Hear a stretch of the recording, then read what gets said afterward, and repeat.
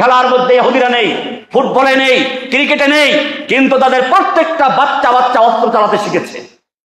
আজকে হিন্দুস্তানে যান, ইন্ডিয়াতে যান, যুবকদেরকে তারা অস্ত্র প্রশিক্ষণ দিচ্ছে। তাদের মুখে স্লোগান হিন্দু হিন্দি হিন্দুস্তান জবন ভেজো পাকিস্তান, गो हमारी माता है तुम उसको खाता है, तुमको चाहिए कब्रिस्तान या भेजेंगे पाकिस्तान। এই সব স্লোগান মুখস্থ করাচ্ছে আর তাদের ভিতরে তাদের চেতনা তৈরি করছে। বাবরি মসজিদ ভেঙে তারপর রাম মন্দির তৈরি করা হয়েছে। আজকে তাদের সাহস এত বেড়ে গিয়েছে, বাংলার জমিনে তারা রাম মন্দির তৈরি করার সাহস করছে। এগুলো মন্দির নয়, এগুলো ক্যান্টনমেন্ট। ইতিমধ্যে ঘোষণা দিয়েছে রংপুর বিভাগ তাদের চাই। সেজন্য মনে রাখতে হবে, ফিতনা সম্পর্কে যদি আজকে মুসলিম জাতি সচেতন না হয়, বরং মুরব্বীরা নামাজ পড়তে আসে, যুবক ছেলেদেরকে খেলায় লিপ্ত করে রেখেছে। কোন জাতির পতন যখন শুরু হয়, তখন যুবকদের দ্বারা পতন শুরু হয়।